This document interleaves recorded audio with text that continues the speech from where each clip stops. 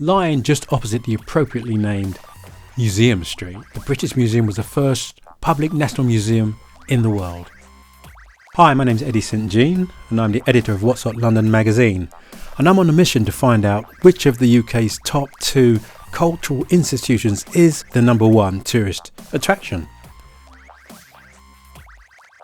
Visitor figures show the Tate Modern has overtaken the British Museum and is now the UK's most popular museum. What we're going to do, we're going to go through each of the steps that draws us closer to the conclusion of which, in truth, is the UK's top cultural institution. Most of its amazing exhibits were gained during the period of the British Empire, when of course Britain had access to priceless cultural exhibits all over the world. On the day I arrived, it was National Disabled Persons Day, and there was loads of events celebrating that day with disabled people showing their talents in many areas. There was a concert right in the main hall.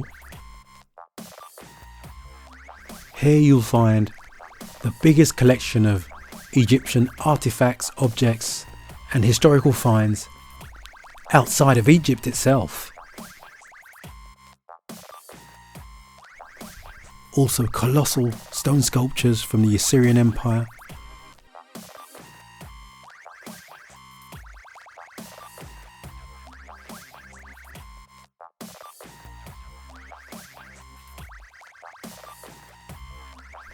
The stunning statues and sculptures educate us about Greek mythology and indeed how the ancient Greeks lived in those periods, about their approach to idealised beauty and craft.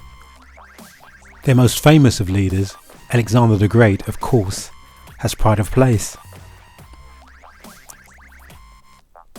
According to history, he conquered the world aged 21.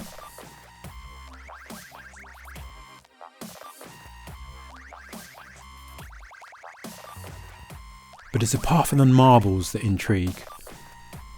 The Parthenon exhibits are steeped in history, mystery, and controversy. Because in the 1800s, Lord Elgin spirited them away from their home in Athens, Greece. And in recent years, Greece has been trying to get them back. Ironically, that's drawn even more visitors to the British Museum. All intrigued about these amazing statues and temple sculptures, which have gained so much newspaper headlines.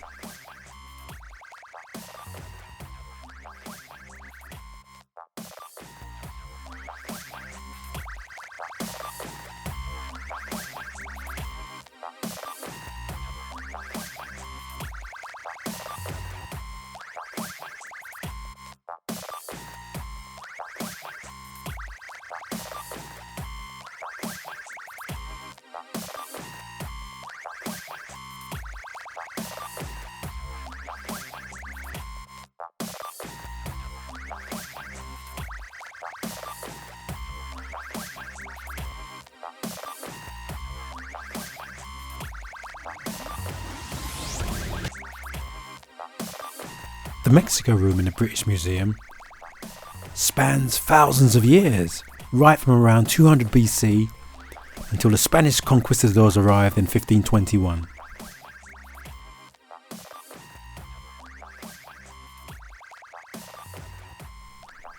This here is the oldest room in the museum, and on conception it was actually King George III's library. However, through the years it has come to encompass much more than that, with curious exhibits from wealthy, privileged, powerful men who've donated their collections. Focus on discovery and science. We're going to go through each of the steps that draws us closer to the conclusion of which is the UK's top cultural institution. Now we travel bankside to the Tate Modern. It's a lively, vibrant place full of street performers, artists, poets, people trying to make a quick buck, but in the most light-hearted of ways. adding to the energy of the place.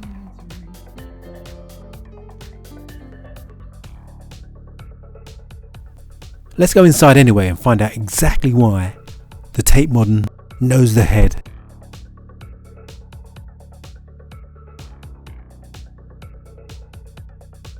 It takes up a massive 8.4 acres of space.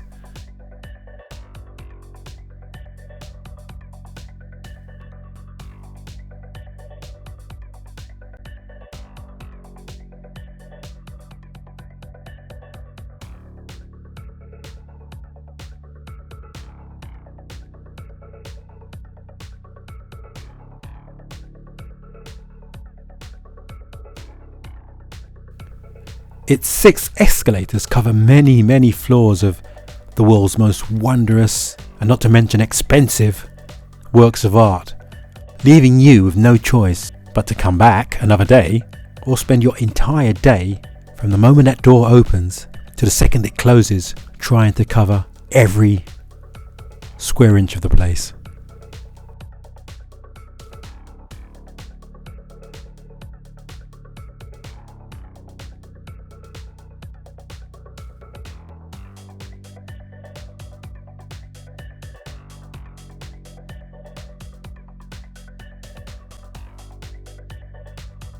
Almost anything can be termed art once it has that all-powerful signature inscribed on it somewhere.